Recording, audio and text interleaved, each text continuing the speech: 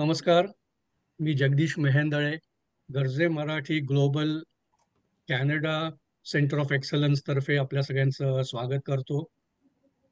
गौरव मराठी मनाचा ही जी आपण एक इंटरव्ह्यूची सिरीज किंवा चर्चासत्र आपण चालू केलेलं आहे, त्या अंतर्गत आपण विविध विषयामधल्या लोकांशी आपण बोलतो किंवा विविध व्यवसायामधल्या लोकांशी आपण बोलतो आणि त्यांचा अनुभव, त्यांचं नॉलेज हे सगळं आपण जाणून घेतो.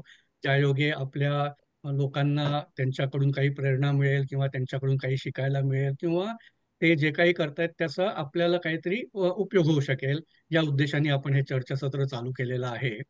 त्या अंतर्गत आज आपण बोलणार आहोत मोहिनीशी, जी सोशल इन्फ्लुएन्सर आणि सोशल मीडिया नेटवर्किंग ह्या सगळ्यामध्ये ती खूप ॲक्टिव्हली कार्यरत आहे आणि नेहमीप्रमाणे इंटरव्ह्यू घेणार आहे Mridula. So Mridula, you can take over. Thank you. अगदी अगदी. खूप छान जगदीशजी. एकूणच आपला हा उपक्रम अतिशय छान आहे. म्हणजे आज आपण बघतोय की जगाच्या पाठीवरती लोक जेव्हा आपले साता समुद्रापार येतात, परंतु कुठेतरी आपल्या मायभूमीला विसरत नाही, आपली संस्कृती जपण्याचा ते खूप छान प्रयत्न करतात. तसाच काहीसा प्रयत्न आपल्या कॅनडातले कितीतरी अशी मंडळी आहेत ती करतायत. आणि त्यातलंच एक अतिशय महत्वाचं नाव मी म्हणू शकते, ते म्हणजे मोहिनी वाटवे. मोहिनी, तुझं खूप खूप स्वागत. धन्यवाद. खूप म्हणजे गेल्या 4-5 वर्षांपासून मी बघते की मोहिनी, तू आपल्या या मराठी विश्वासाठी कॅनडातल्या खूप छान छान कार्यक्रम आयोजित करतेय, प्रत्येकाला प्रोत्साहन देते आहेस, प्रत्येकाचं कौतुक करते. त्यासाठी पहिले तुझं कौतुक. आणि त्या निमित्ताने म्हणजे खरं तर खूप काही बोलायचं आहे की ज्या तऱ्हेनं तू वेगवेगळे उपक्रम कॅनडामध्ये राबवले आहेत. अनेक म्हणजे सोशल, आता आपण लोकांना कळतं म्हणून सोशल मीडियाचा वापर करून अर्थातच लोकांना तू एकत्र असं बांधून ठेवण्याचा प्रयत्न करते. तर सुरुवातीला मला असं वाटतंय की मला तुझ्याविषयी जाणून घेण्याची प्रचंड इच्छा आहे. पण तरी देखील आता तुला माहितीये की 1 मे म्हणजे महाराष्ट्र दिवस आहे. गरजा महाराष्ट्र माझा म्हणत अर्थातच जगभरातली मराठी मंडळी अर्ज करणार आहेत. आणि त्यामध्ये आपल्याही ऑन्टारियो मंडळामध्ये एक मोठा प्रोग्राम आहे. तेव्हा आपण सुरुवातीला लोकांना त्या कार्यक्रमाविषयी सांगू. नक्कीच. पण सगळ्यात आधी धन्यवाद श्री जगदीश सर आणि सौ मृदुला, तुम्हाला दोघांना, की मला या प्लॅटफॉर्मवरती चर्चासत्रासाठी तुम्ही आमंत्रण दिलत. आणि थोडक्यात सांगायचं तर गर्जे मराठी ग्लोबल या संस्थेशी मी मागच्या अर्ली लास्ट इयर पासून जोडली गेलेली आहे. आणि अर्थातच त्या न्यू जर्सीच्या कार्यक्रमापासूनच अजून जास्त जवळचे संबंध आणि थोडक्यात एकत्र काम करण्याची फार उत्सुकता तेव्हापासून सुरू झाली म्हणायला हरकत नाही. खरं. पण बिकॉज तुम्ही आता हा प्रश्न विचारलाय की गरजा महाराष्ट्र माझा जो कार्यक्रम आपण करतोय त्याबद्दल आधी मी थोडंसं सांगू इच्छिते. तर सगळ्यात आधी मागच्या वर्षी कधीतरी एकदा कॅनडामध्ये जे 25-30 वर्षापूर्वी जे आलेले ज्येष्ठ नागरिक आहेत आपल्यापैकी, जे महाराष्ट्रातून इथे आलेले आहेत आणि खूप पूर्वी आलेले आहेत, जेव्हा सोशल मीडिया किंवा कुठल्याच प्रकारचे कम्युनिकेशन साधनं त्यावेळेला नव्हती, एक्सेप्ट फॉर द फॅक्ट की तुम्ही पर्सनली कुठेतरी रँडमली भेटला आणि मग तुम्हाला कळतंय, असा त्यावेळेचा काळ जो होता. त्या काळचे जे काही ज्येष्ठ नागरिक काका-काकू जे इथे आहेत, त्यांनी मागच्या वर्षी एक कॉल घेतला होता आणि त्यांनी म्हटलं होतं की एवढी सगळी मंडळं आता झालेली आहेत वेगवेगळ्या कारणानुसार, कारण प्रत्येक ठिकाणाहून प्रत्येकाला आता ट्रॅव्हल करून जायची इच्छा नसते किंवा त्या ठिकाणी जवळपास असलं तर लहान मुलं वगैरे असतात, त्या हिशोबाने त्यांचं प्रत्येक वेळा थोडं कम्फर्टनेस असतो, म्हणून ही मंडळं तयार झाली. पण मग तुम्ही असा एखादा अजेंडा का नाही करत, की तुम्ही एकत्र सगळ्यांनी येऊन काहीतरी मोठं कार्यक्रम करा आणि तिथे सगळ्यांना आपण कसं एकमेकांना आपण तिकडे अट्रॅक्ट करू शकतो आणि एकमेकांशी संपर्क साधून आणि घालू शकतो, ह्या संदर्भामध्ये त्यावेळेला त्यांनी एक पॉइंट काढला होता कॉलवरती. It was a big call. आणि त्यावेळेला मला वाटलं होतं, की जसं लोकमान्य टिळकांनी महाराष्ट्रामध्ये सार्वजनिक गणेशोत्सव साजरा केला आणि त्यानिमित्ताने समस्त मराठी बांधवांना एकत्र आणलं, तसंच आपणही गणपतीचा एखादा उत्सव एकत्र करावा. कारण प्रत्येक मंडळ हे गणपती बसवतं. So why not to do that similar concept, आणि तीच परंपरा आपण का नाही पुढे कॅरी करायची. पण समहाऊ काही कारणानुसार त्यावेळेला हा योग जुळून आला नाही मागच्या वर्षी सप्टेंबर महिन्यात गणपतीच्या वेळेला आणि मग हं. मग मी ठरवलं, की आता ह्या वेळेला सगळ्या मंडळांची प्रत्येक प्रेसिडेंटची एक कॉल घ्यायचा आणि त्यांना सांगायचं, की आपला काय मानस आहे आणि काय त्याच्यातून आपण साध्य करतोय. अगदी. सो त्या निमित्ताने आम्ही 6 मराठी मंडळं पूर्ण ऑन्टारिओमधनं आम्ही ऑटोवा मंडळाला सुद्धा कॉन्टॅक्ट केला होता. पण नेमका त्याच दिवशी, त्याच आठवड्यामध्ये त्यांचा तिथे कार्यक्रम असल्याकारणाने यावेळेला ते आपल्याबद्दल बरोबर जोडू शकले गेलेले नाहीयेत. पण बाकीची 6 मंडळं मिळून आम्ही हा गरजा महाराष्ट्र माझा करतोय आणि अगदी त्याच लेगसी कॅरी फॉरवर्ड करण्याच्या उद्देशाने जे म्हणजे महाराष्ट्राची परंपरा, संस्कृती आणि लोकधारा ही आपली कशी रुजत राहावी आणि इथे आलेल्या किंवा इथे जन्मलेल्या, इथेच वाढलेल्या आपल्या बाळचमूंना कसं त्याबद्दल त्या पर्टिक्युलर आपल्या संस्कृतीशी घट्ट नातं जोडून ठेवता येईल, त्यांना सगळ्या विविध गोष्टी दाखवता येतील, ह्या माध्यमासाठी आपण हा गरजा महाराष्ट्र माझा हा कार्यक्रम आपण 4 मेला रविवारी ओकविलला साजरा करतोय. वाह! खूप छान. म्हणजे खरं तर मोहिनी माहितीये आपण नेहमी म्हणजे आपण जेव्हा बोलतो तेव्हा कधीतरी मराठी माणसाविषयी आपण बोलत असतो, की एकत्रीकरण कमी दिसतं. पण या निमित्ताने आपण बघतोय, की अख्ख्या ओंटारिओतले मराठी लोकं एकत्र येणार आहेत आणि महाराष्ट्र माझा असं म्हणत ते गर्जणार आहेत, आहे की नाही? आणि मला ना हे पण खूप आवडलं, की ज्येष्ठ नागरिकांचा आपण किती विचार करतो. म्हणजे मी अनेकदा बघते, की भारतामध्ये जेव्हा आपले काही मित्रमंडळी असतात, त्यांना नेहमी असं वाटत असतं, की अरे हे लोकं परदेशात गेले आणि आपल्या आई-वडिलांना विसरले. नाही. मला पुन्हा-पुन्हा मी प्रत्येक वेळेस हे सांगत असते, की इथले प्रत्येक जण सुरुवातीला आपल्या आई-वडिलांविषयीचाच विचार करतात. मला तर वाटतं मोहिनी जसं तुम्ही लोकांनी जसा विचार केला ना, तसं अगदी आपण बघतो आहे, की म्हणजे आपलं हे जे गरजे मराठी ग्लोबल आहे, त्यांची देखील तीच पार्श्वभूमी आहे, की परत मातृभूमीला म्हणत, परत तिथल्या लोकांसाठी, आपल्या लोकांसाठी, ज्येष्ठांसाठी असे अनेक कार्यक्रम सतत हाती घेणं. आणि हे तर झालं या कार्यक्रमाविषयी. या आधी देखील तू खूप छान-छान कार्यक्रम आयोजित केलेले आहेत. आणि असं नाहीये की तू केवळ त्यावरतीच विचार करते किंवा त्याचबद्दल विचार करते, तर तुझी एक छान व्यावसायिक पार्श्वभूमी देखील आहे. मला नेहमी असं वाटत असतं, की जेव्हा एका व्यक्तीची व्यावसायिक पार्श्वभूमी असते आणि उत्तम समाजासाठी काहीतरी आपलं देणं आहे असं म्हणत ती काहीतरी करत असते ना, त्याची बीजं कुठेतरी लहानपणी रुजलेली असतात. मला तुझी पार्श्वभूमी जाणून घ्यायला खूप आवडेल मोहिनी. नक्कीच. खरं सांगायचं तर तुम्ही अगदी बरोबर ओळखलत, की ह्या घटना किंवा ह्या गोष्टी किंवा ही कार्य जी आत्ता घडतायत, अशी किंवा ह्याची जी पाळंमुळं आहेत, ही अगदी लहानपणापासून आहेत म्हणायला हरकत नाही. थोडक्यात सांगायचं तर माझे वडील श्रीयुत मनोहर कुलकर्णी हे माझ्यासारखेच त्यांच्याही तरुणपणात किंवा त्यांच्याही उमेदीच्या काळात त्यावेळेला इंडियामध्ये असताना अशाच कल्चरल गोष्टी किंवा वक्तृत्व, व्याख्यानं ह्या सगळ्या गोष्टी त्यावेळेला करायचे. आणि त्यांना बघत-बघत मी ती प्रेरणा घेत त्यांच्याकडनं उत्स्फूर्तपणे त्या सगळ्या गोष्टी आत्मसात करून मला थोड्या गोष्टींची आवड निर्माण झाली. आणि अर्थात खरं सांगायचं तर ह्या सांस्कृतिक ज्या गोष्टी आहेत किंवा नुसत्या सांस्कृतिक नाही, मी अजून त्या गोष्टींवर येईनही पुढे. तर ह्या सगळ्या गोष्टी करायची सुरुवात माझी शाळा कॉलेजपासूनच झाली होती. तर अर्थात मी कोल्हापूरची आहे, त्यामुळे कोल्हापूर आणि पुणे हे दोन्ही माझी कर्मभूमी आहेत असं म्हणायला हरकत नाही. पण तेव्हापासूनच शाळा कॉलेजमध्ये अशा सांस्कृतिक कार्यक्रमामध्ये भाग घेणं किंवा एखादा पूर्ण अजेंडा तयार करणं, टीचर्ससाठी काही मदत करणं, ह्या सगळ्या कार्यक्रमांची सुरुवात त्याच वेळेला झाली होती. आणि थोडक्यात सांगायचं तर मराठी कट्टा कॅनडा ही जी संस्था आहे, ही 3 वर्षापूर्वी गुढीपाडव्याला चालू झाली. 31 मार्च 2022ला. परवाच्या गुढीपाडव्याला 3 वर्ष झाली मराठी कट्टा संस्था चालू करून. After 1 year of starting Marathi कट्टा आम्ही मग त्याला नॉन प्रॉफिट ऑर्गनायझेशन म्हणून रजिस्टर केलं ऑन्टारिओ गव्हर्नमेंटच्या अंडर आणि तेव्हापासून आम्ही विविध कार्यक्रम करत आलोय. एक सगळ्यात मोठा कार्यक्रम आतापर्यंतचा झाला साधारण 550 पावणे 700 लोकांचा एकत्रित सामूहिक कार्यक्रम केला तो म्हणजे महाराष्ट्राची लोकधारा म्हणून.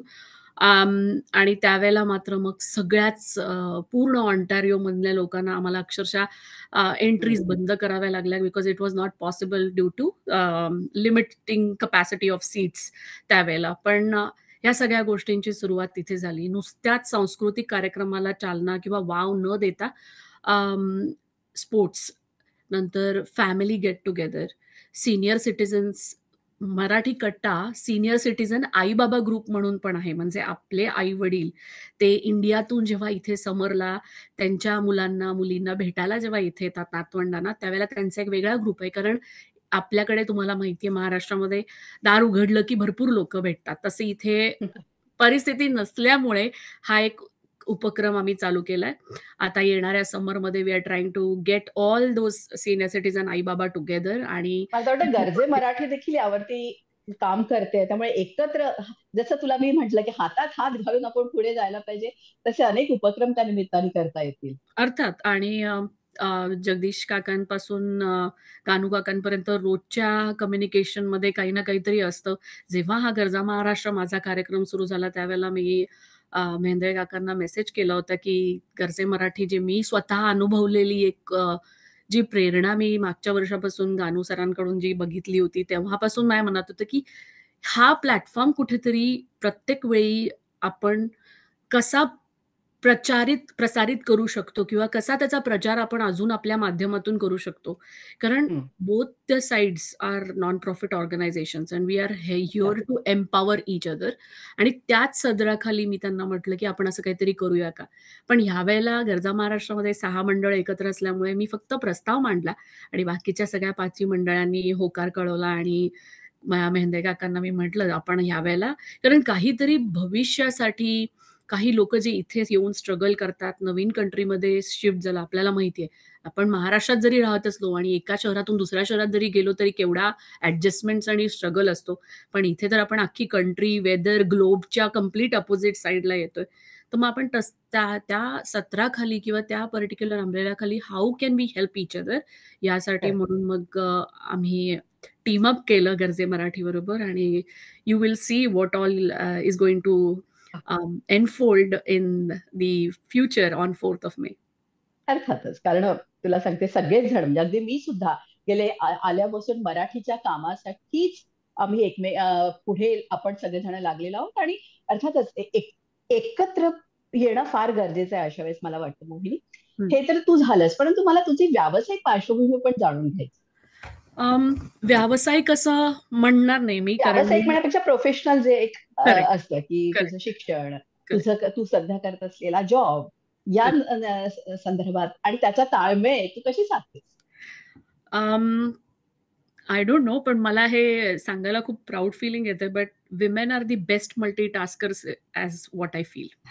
दे आर दी काय बरं. बेस्ट मल्टीटास्कर्स आणि you can do multiple things at a time आणि बॅकग्राऊंड प्रोफेशनली म्हणायला गेलात तर अभियांत्रिकी माध्यमातून शिक्षण घेऊन पुढे अर्थात आय-टी प्रोफेशनल म्हणून मी सध्या कार्यरत आहे आणि सध्या खूप छान-छान घडामोडी झाल्यात. अक्षरशः काल काकांबरोबर बोलत असताना there were some good achievements at professional side for me, which I will reveal letter.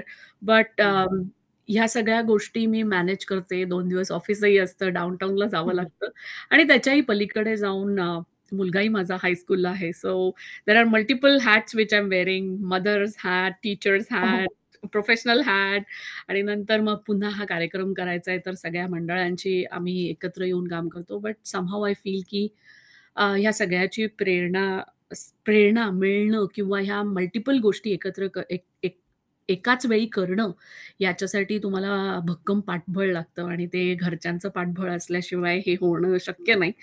तर या ठिकाणी नक्कीच माझे यजमान आणि माझे आई-बाबा जे इथेच राहतात, त्या सगळ्यांचं अच्छा. मला पाठबळ मिळतं आणि मी हे करू शकते आणि अर्थात जेव्हा अ, मराठी समाजासाठी जेव्हा आपण काम करतो, it is always a teams effort.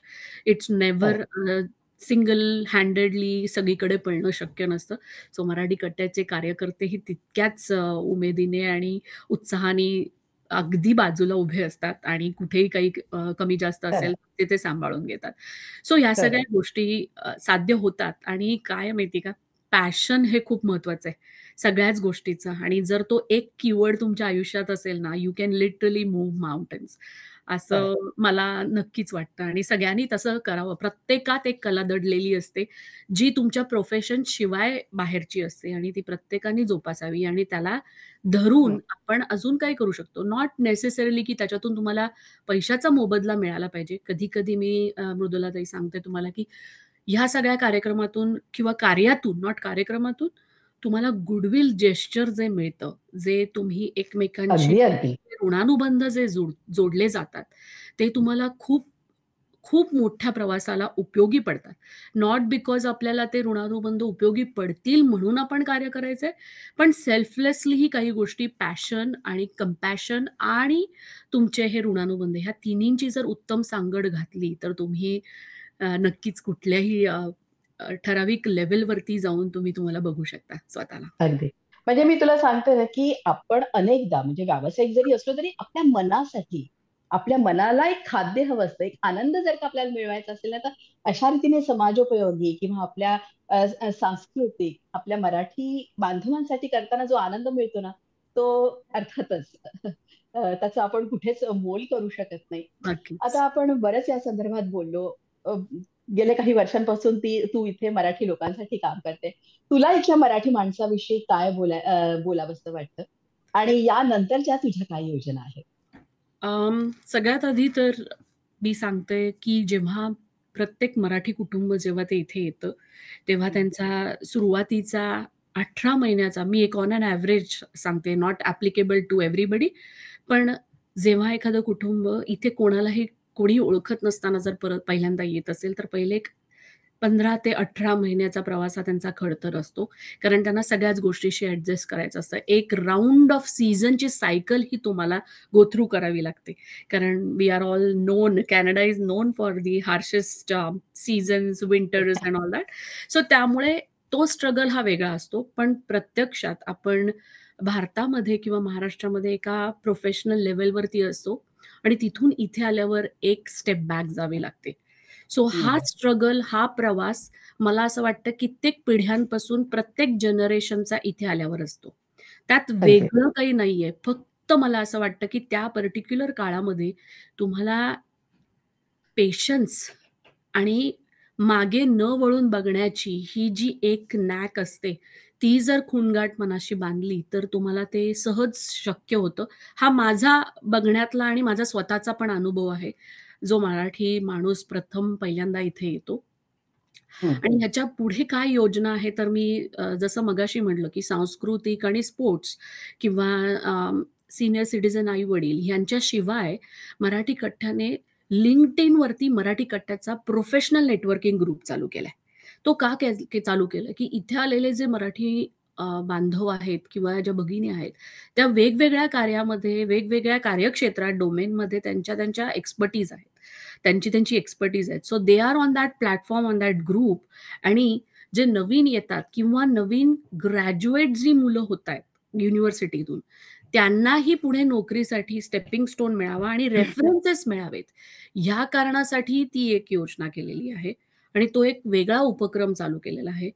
ह्या खरं सगळ्या म्हणजे इकडे आपण बघतो की गरजे मराठी ग्लोबलचा देखील जो एक हे आहे. करेक्ट. म्हणजे आपल्या याच मुलांना केवळ कॅनडात नाही तर अगदी आपल्या गरजेमध्ये आपण बघतो की जगभरातली मंडळी आहेत.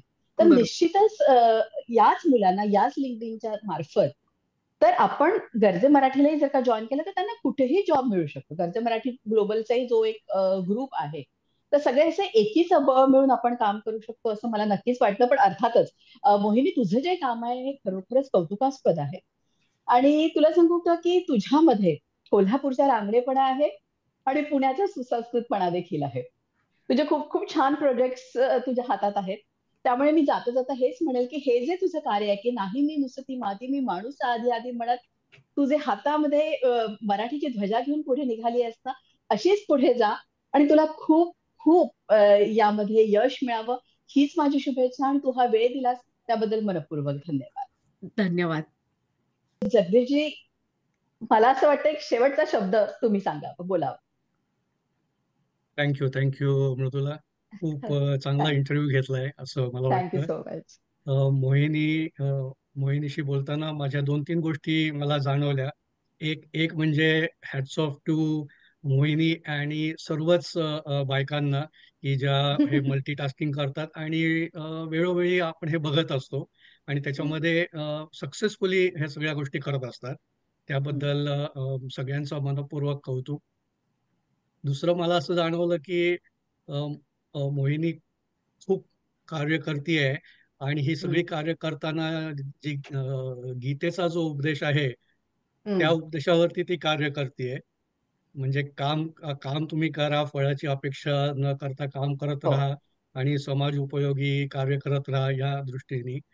त्याचबरोबर असं पण माझ्या लक्षात आलं, की बरीचशी कार्य मराठी कट्टाची आणि गर्जे मराठीची ही साधारण कॉमन आहेत किंवा पॅरलली मिळती रन होत जुळती आहेत. आहे. तर आता आम्ही सतत कॉन्व्हर्सेशनमध्ये आहोत. तर एकत्र काम केल्यानंतर Garje Marathi itself is a very big platform आणि त्याबरोबर आता मराठी कट्टा आणि इकडचे जे विविध हो, म्हणजे मंडळं खास आहेत किंवा विविध कॅनडाचा विचार करता.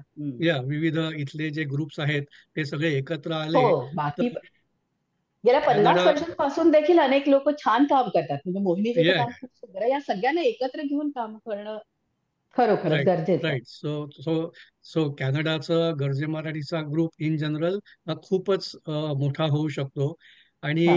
आपण सप्टेंबरमध्ये एक इथे एक दिवसीय संमेलन करायचं आपण आयोजित केलेलं आहे. त्याच्यावरती आता आपला विचार चालू आहे. त्या हम्म. दृष्टीने हा जो आत्ता 4 तारखेचा प्रोग्राम आहे, जिथे सगळी मंडळं एकत्र येत आहेत. तर मला अशी अपेक्षा आहे, की ही सगळी मंडळं आणि त्यातील सगळे सभासद ह्या गर्जे मराठीचा जो आपला संमेलन आपण करायचं आयोजित करतोय सप्टेंबरमध्ये, त्याला निश्चितच चांगल्या प्रकारे सहाय्य करतील आणि त्याच्यामध्ये त्यांचा सहभाग असेल आणि आपण एक चांगल्या प्रकारे सगळेच प्लॅटफॉर्म आपण चांगल्या प्रकारे म्हणजे डेव्हलप करू शकू आणि ज्याचा आपल्या लोकांना त्याचा उपयोग होऊ शकेल. अगदी अगदी खरं आहे. छान. अगदी जगदीशजी तुम्ही खूप छान बोललात. आणि खरोखरच एकमेका सहाय्य करू अवघे धरू सुपंथ जे म्हणतात, खरोखरच सगळ्यांची खूप या निमित्ताने प्रगती हो. मोहिनी, तुझ्या कामाचं पुन्हा एकदा मनपूर्वक मी कौतुक करते आणि हा छान वेळ दिला. खूप छान गप्पा झाल्या. खूप खूप धन्यवाद. धन्यवाद.